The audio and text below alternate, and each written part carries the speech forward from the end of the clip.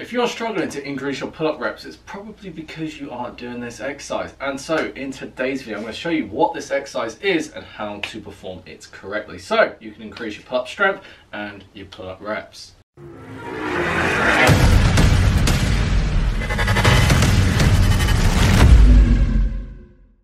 Crew members, welcome back to the channel, my friends. How are you doing today? If this is your first time here on this channel though, you should subscribe to the channel and turn on post notifications, because if you're new to weight training and calisthenics, this is your go-to channel and will be your home for bodyweight strength training. And so this exercise I'm talking about is the scapular pull-up, and the reason why the scapular pull-up is so important because it teaches you how to properly retract and depress your scapula when doing pulling exercises. So obviously doing this vertically will help you with vertical strength, i.e. pull-ups. And as our scapula tends to be our weakest link, the stronger the scapula, the stronger your pull-up will be. It is inevitable. And so yeah, with that said, the biggest trouble people will have, me, myself included in the past, is that people don't know or learn how to properly initiate their scapula before doing their pull-ups. So what will happen as a consequence is that instead of pulling with the back, pulling with the elbows, they'll lead with the arms and the forearms like this, which look really dodgy, reduces your strength output and puts you at a much higher risk of injury, which we don't want to be happening, do we? So to perform the scapular pull-up, we're going to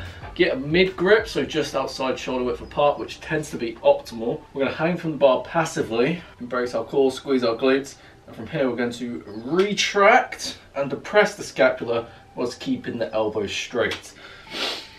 And you want to imagine that you're trying to pinch a pound coin in between your shoulder blades to optimize the retraction of the scapula.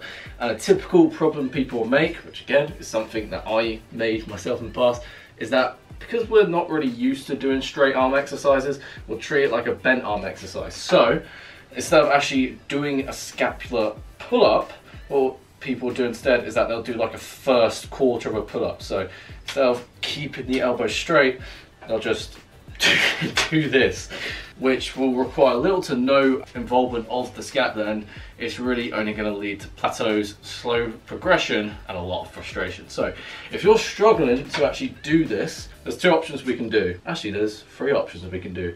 One is to actually put your feet on an elevated surface and do scapular pull-ups from there. Another one is to simply actually just practice hanging and getting good at hanging, because that will improve your grip strength as well as your strength in your back in general.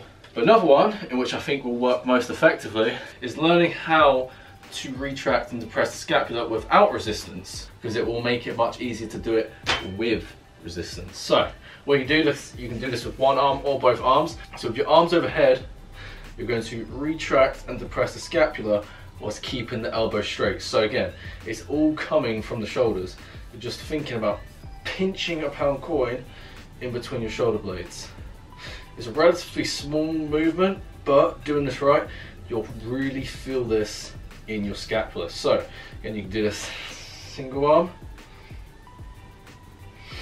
or with both arms. Really get good at practicing that, because that's going to teach you fundamental movement patterns to do the scapular pull-up correctly by improving your motor control. And again, with this exercise, you want to take this slow and control. A couple things you don't want to do is just rush, like go like this, right? Because there'll be no time under tension, so very little to strength adaptation will actually be acquired. And what you want to think about as well is pulling your shoulder blades towards your waist rather than keeping them shrugged in towards your ears, because as I experienced in the past, this is going to lead to a very overactive anterior deltoid, which just puts it under unwanted stress. A typical mistake is kind of like pulling forward like this. You want to focus on pulling back and slightly raising the sternum as well. However, again, you don't want to just raise the sternum. You want to actually ensure that all the work is coming from the scapula, right? And preferably as well, if you're strong enough, which is something that works wonders for my clients, is to pause at the peak contraction for a second, because again, it's going to help you get better at that end range and also your ability to initiate the pull when doing your bodyweight pulling exercises such as pull-ups. So let's start out. You can simply just do this with control like this, but if you're strong enough, you can pause pause. This will also make the exercise harder and increase the strength of your scapula. In terms of sets and reps, you can do this for around 3 to 4 sets of 6 to 12 good quality repetitions. So if you're a beginner, you can do this at the start of your workout.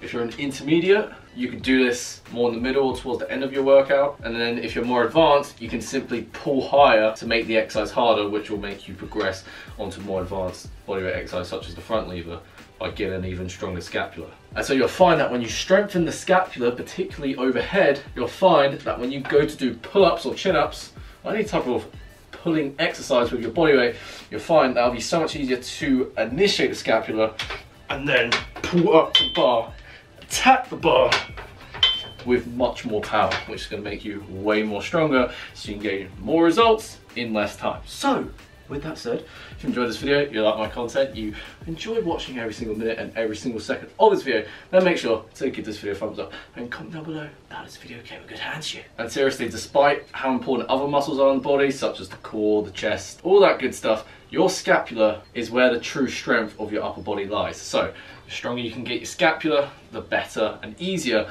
all the other bodyweight exercises will become in your training. And so, as that's enough for me today, I hope you enjoy the rest of your day, my friend, and I'll catch you in the next video.